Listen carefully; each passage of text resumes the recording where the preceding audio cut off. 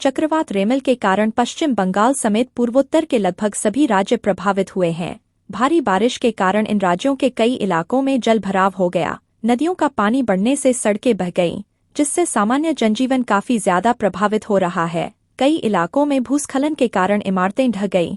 पश्चिम बंगाल में चक्रवात रेमल के प्रभाव से 2140 से अधिक पेड़ उखड़ गए और लगभग 1700 बिजली के खंभे भी गिर गए। भारी बारिश के कारण असम के दीमा हसाओ जिले में हफलौंग सिलचर को जोड़ने वाली रोड बह गई। फिलहाल 1 जून के लिए हफलौंग सिलचर कनेक्टिंग रोड को बंद कर दिया गया है। तूफान रेमल के प्रभाव से अब तक राज्य में 2 लोगों की मौत हो गई, जबकि 17 अन्य घायल हैं। मोरीगांव जिले में एक पेड़ गिरने से 17 वर्षीय छात्र की मौत हो गई। सोनितपुर जिले के ढेकियाजुली में तूफान के कारण स्कूल बस पर एक पेड़ गिरने से 12 बच्चे घायल हो गए। सभी को इलाज के लिए अस्पताल ले जाया गया है। मौसम विभाग ने अरुणाचल प्रदेश के लिए रेड अलर्ट जारी किया है।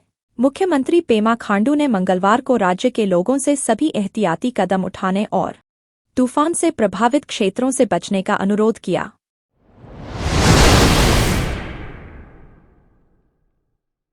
लोकसभा चुनाव के बीच आम आदमी पार्टी आप की नेता और दिल्ली की शिक्षा मंत्री आतिशी को कोर्ट से बड़ा झटका लगा है। कोर्ट ने आतिशी को समन भेजा है, जिसमें कोर्ट ने आतिशी को 29 जून को पेश होने के लिए कहा है। कोर्ट ने यह समन भाजपा के प्रवक्ता प्रवीण शंकर कपूर द्वारा दायर मानहानि के मामले में भेजा है। भाजपा नेता और नई दिल्ली संसदीय सीट से भाजपा प्रत्याशी बांसुरी स्वराज ने कहा कि दिल्ली की मंत्री आतिशी ने बिना किसी तर्क के, बिना किसी सबूत के ऑपरेशन लोटस जैसा घिनौना आरोप पार्टी पर लगाया। तब प्रवीण शंकर कपूर की ओर से दिल्ली की मंत्री पर मानहानि का मामला दायर कराया गया। दिल्ली सरकार के मुख्यमंत्री अरविंद केजरीवाल ने अपने एक्स अकाउंट पर लिखा, मैंने पहले ही कहा था कि केंद्र सरकार अगली बार आतिशी को गिरफ्तार करेंगे। वे अब आतिशी की गिरफ्तारी की साजिश रच रहे हैं। यह पूरी तरह से तानाशाही है। झूठे मामलों में वे एक एक करके आपके सभी नेताओं को गिरफ्तार कर रहे हैं। अगर मोदी जी दोबारा सत्ता में आए तो हर एक विपक्षी नेता को गिरफ्तार कर लिया जाएगा।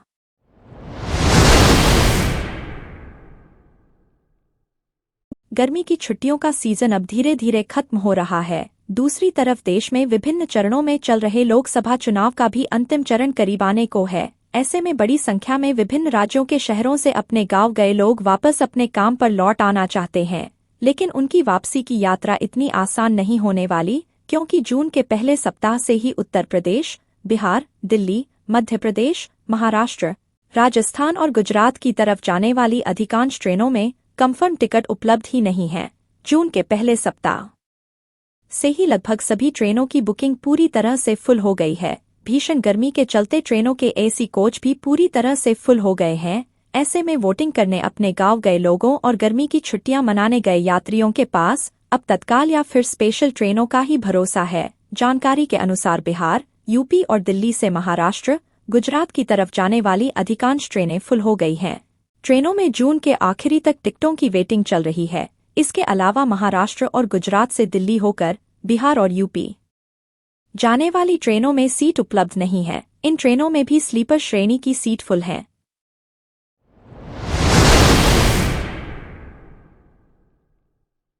मुख्यमंत्री डॉक्टर मोहन यादव ने नर्सिंग कॉलेजों की जांच में गड़बड़ी सामने के बाद अनफिट कॉलेजों के खिलाफ कार्रवाई करने के निर्देश दिए हैं।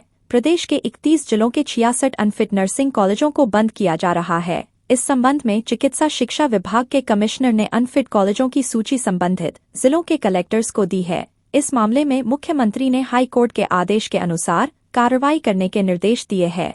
इस आदेश से नर्सिंग कॉलेजों के पुराने विद्यार्थी प्रभावित नहीं हो सकेंगे। उनके लिए परीक्षा का आयोजन किया जाएगा। अनफिट कॉलेजों को लेकर इंदौर समेत कई जिलों में पहले कार्यवाही हो चुकी है। नर्सिंग कॉलेजों की जांच में शामिल टीम के साथ अब कई अधिकारियों पर गाज गिर सकती है। सीबीआई की विजिलेंस टीम के जांच में गड़बड़ी पकड़ने के बाद सरकार भी एक्शन में आ गई। इसमें कई जिलों के प्रशासन अधिकारियों से लेकर पटवारियों की कार्यप्रणाली पर सवाल खड़े हो गए हैं। मुख्यमंत्री मोहन यादव ने नियमों के अनुसार नहीं चलने वाले नर्सिंग कॉलेजों को सील करने के आदेश दिए हैं। इस मामले को लेकर मुख्यमंत्री फिर समीक्षा बैठक करेंगे।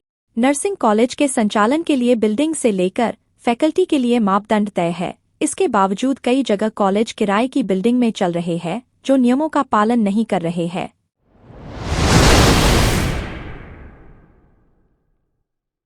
केएल एयरवेज और कलानिधि मारन के 1,323 करोड़ रुपए से अधिक के मुआवजे के दावे को स्पाइसजेट ने निराधार और कानूनी रूप से गलत बताया है।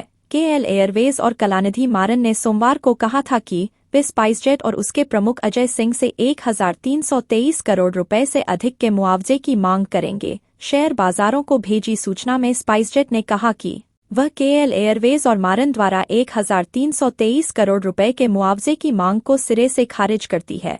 एयरलाइन ने मंगलवार को फाइलिंग में कहा, ये दावे न केवल कानूनी रूप से आधारहीन हैं, बल्कि मध्यस्थता न्यायाधिकरण और फिर दिल्ली उच्च न्यायालय द्वारा पहले खारिज किए गए दावों के प्रतिशोध में किए गए हैं। विमानन कंपनी के मुताबिक केएल एयरवेज और मारन ने शुरुआत में मध्यस्थता प्रक्रिया के दौरान 1,300 करोड़ रुपए से अधिक के मुआवजे की मांग की थी। उन्होंने कहा, इस दावे की गहनता से जांच की गई और बाद में उच्चतम न्यायालय के 3 सेवानिवृत्त न्यायाधीशों के पैनल ने इसे खारिज कर दिया।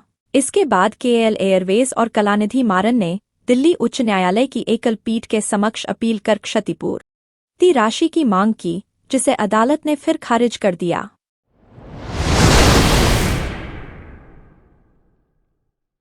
कांगो में संयुक्त राष्ट्र मिशन में सेवा दे चुकी भारतीय महिला शांति रक्षक मेजर राधिका सेन को सैन्य पुरस्कार से सम्मानित किया जाएगा। संयुक्त राष्ट्र के महासचिव एंटोनियो गुटेरेस ने उनकी तारीफ करते हुए उन्हें एक सच्चा और आदर्श नेता बताया। 30 मई को अंतर्राष्ट्रीय संयुक्त राष्ट्र शांति रक्षक दिवस के मौके पर मेजर राधिका सेन को 2023 United Nations military gender advocate of the year award दिया जाएगा। यूएन के महासचिव गुटेरेस उन्हें इस पुरस्कार से सम्मानित करेंगे। बता दें कि मेजर सेन भारतीय त्वरित तैनाती बटालियन की कमांडर के तौर पर मार्च 2023 से अप्रैल 2024 तक कांगो गणराज्य के पूर्व में तैनात थीं। वह मूल रूप से हिमाचल प्रदेश की रहने वाली हैं।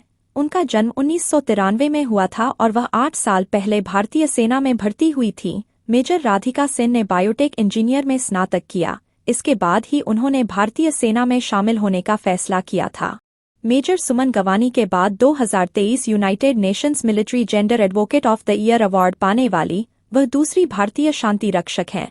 मेजर गवानी ने संयुक्त राष्ट्र के मिशन में सेवा दी थी और उन्हें 2019 में इस पुरस्कार से सम्मानित किया गया था।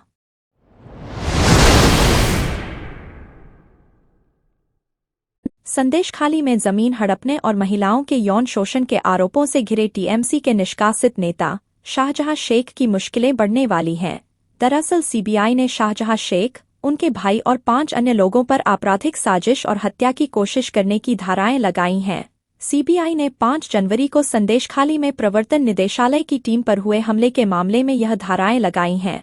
सीबीआई ने संदेशखाली मामले में बशीरहाट की विशेष अदालत के समक्ष सोमवार को पहला आरोप पत्र दाखिल किया। केंद्रीय जांच एजेंसी का कहना है कि जिस समय प्रवर्तन निदेशालय की टीम शाहजहां शेख के घर पर छापा मारने जा रही थी, उस समय करीब 1000 लोगों की भीड़ ने टीम को घेर लिया। ईडी की टीम करोड़ों के राशन घोटाले मामले में शेख के घर छापा मारने जा रही थी। सीबीआई ने बताया कि ईडी की टीम शाहजहां शेख को गिरफ्तार करने भी गई थी। दरअसल राशन घोटाला मामले में शेख का पूर्व खाद्य मंत्री ज्योति प्रिय मलिक के साथ सांठगांठ थी। सीबीआई के आरोप पत्र में शाहजहां शेख, उनके भाई आलमगीर, उनके साथी जियाउद्दीन मुल्ला, मुजफ्फर मुल्ला और दीदार बख्श मुल्ला समेत 7 लोगों का नाम शामिल किया गया है।